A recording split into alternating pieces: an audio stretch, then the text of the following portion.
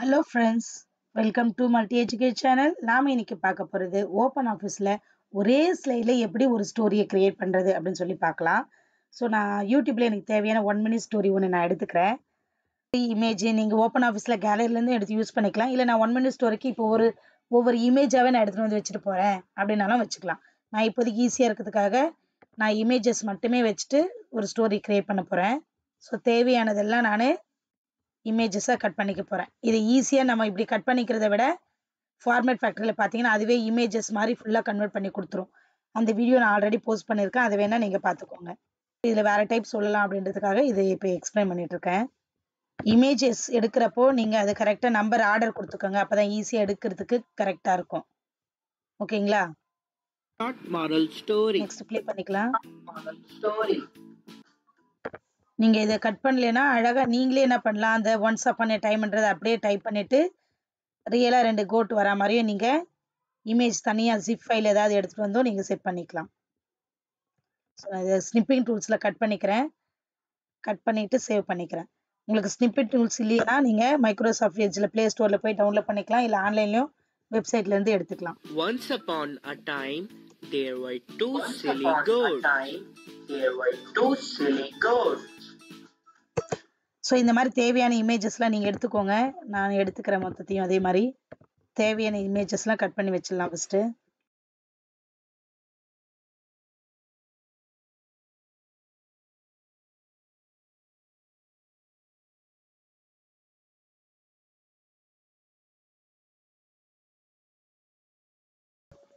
So நமக்கு தேவையான இமேஜை ஒன்று நம்ம எடுத்துக்கலாம்.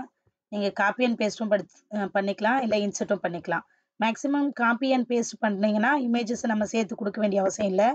பட் இன்சர்ட் பண்ணிங்கன்னா அந்த இமேஜஸும் சேர்த்து கொடுக்குற மாதிரி இருக்கும். இப்போ யாருக்காவது நீங்கள் கொடுக்குறீங்க அப்படின்னும் போது காப்பி அண்ட் பேஸ்ட் பண்ணி கொடுக்கும்போது ரொம்ப ஈஸியாக இருக்கும். பண்ணி ஒவ்வொரு இமேஜாக காப்பி பண்ணி போட்டுக்கலாம். ஸோ Ctrl+V கொடுத்துக்கிறேன். அங்கே காப்பி பண்ணியாச்சு. இந்த Ctrl+V கொடுத்துக்கிட்டு உங்களுக்கு இந்த தேவையான இமேஜஸை ஸ்க்ரீன் ஃபுல்லாக கொண்டு வந்துக்கோங்க. இதுக்கு இப்போது கஸ்டம் அனிமேஷன் கொடுக்கலாம். இந்த இமேஜை கிளிக் பண்ணியிருக்கோம் இல்லையா, அதனால் ஆல்ரெடி கிளிக்கில் இருக்குது, அதை ஆடு கொடுங்க. ஆடு கொடுத்துட்டு உங்களுக்கு இதில் எந்த மாடல் வேணுமோ அதை சூஸ் பண்ணிக்கோங்க. கஸ்டம் அனிமேஷனில் ஸ்பீடாக வேணுமா ஸ்லோவாக வேணுமா அது என்ன வேணுமோ நீங்கள் சூஸ் பண்ணிவிட்டு ஓகே கொடுத்துருங்க.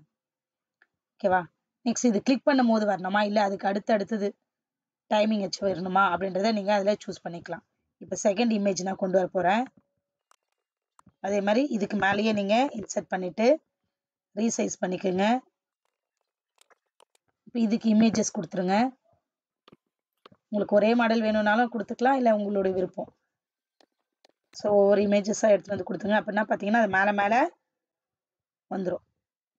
நமக்கு கரெக்டாக ஆர்டர் ஃபஸ்ட்டு எதுக்கு கஸ்டம் அனிமேஷன் கொடுத்துருக்கோமோ அது மட்டும் தான் ஃபஸ்ட்டு ஒர்க் ஆகும். அதுக்கப்புறம் ரிமைனிங் ஆர்டர் வைஸ் வரும். இப்போ இதுதான் செலெக்ஷன் இருக்கு இல்லையா, அதனால் ஆட் கொடுத்துட்டு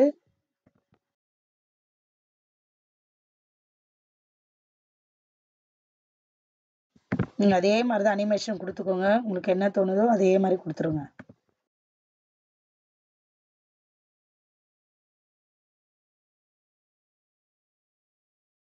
சரி, இப்போதைக்கு நான் இது ஸ்லைட் ஷோ பண்ணி காட்டுறேன் பாருங்கள். ஸோ என்ட்ரு கொடுத்தாதான் அப்படின்ற மாதிரி நம்ம கொடுத்துருக்கோம் ஆன் கிளிக், அதனால் கிளிக் பண்ணும் போது வருது பாருங்கள்.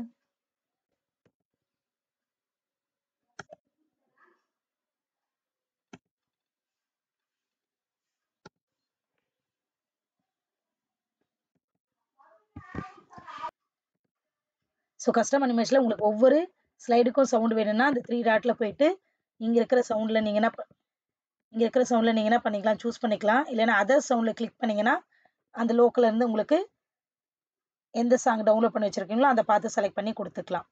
இல்லை இந்த ஸ்லைடுக்கு ஃபுல்லாகவே எனக்கு ஒரே ஒரு சாங் தான் அழகாக வேணும் அப்படின்னா ஸ்லைட் டிரான்சாக்ஷனில் போயிட்டு இங்கே இருக்கிறதுல நீங்கள் ஏதாவது சாங்கை சூஸ் பண்ணிக்கலாம்.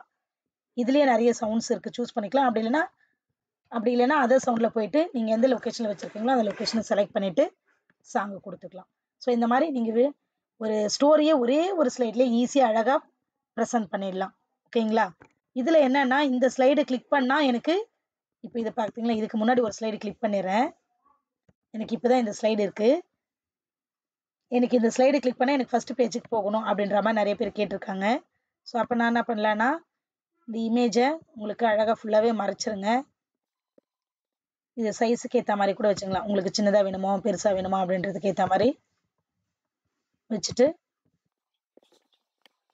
இங்கே கிளிக் பண்ணால் போகணும் இல்லையா, அதனால் ரைட் கிளிக் பண்ணிவிட்டு இன்ட்ராக்ஷனில் போயிட்டு ஃபஸ்ட்டு பேஜ் போகணும் அப்படின்றதுக்காக இதில் ஃபஸ்ட்டு ஸ்லைடுன்னு கொடுக்கலாம். நீங்கள் ஃபஸ்ட்டு ஸ்லைடை திடீர்னு வேறு எதாவது மாற்றிட்டிங்கன்னா அப்போ உங்களுக்கு ப்ராப்ளம் ஆகிடும் இல்லையா, அதனால் ஸ்லைட் நம்பரே கரெக்டாக பார்த்துட்டு நீங்கள் கொடுத்துக்கலாம். இப்போதைக்கு நான் ஸ்லைடு 1 அப்படின்னு கொடுக்குறேன். 2, 3 நீங்கள் வேறு எதாவது சேஞ்ச் பண்ணி கொடுக்கணுன்னாலும் அதே மாதிரி கொடுத்துக்கலாம். ஓகேங்களா? இந்த வீடியோ உங்களுக்கு யூஸ்ஃபுல்லாக இருந்திருக்கும்னு நினைக்கிறேன். இந்த வீடியோ பிடிச்சிருந்தா லைக் பண்ணுங்கள், சப்ஸ்கிரைப் பண்ணுங்கள், ஷேர் பண்ணுங்கள். Thank you friends.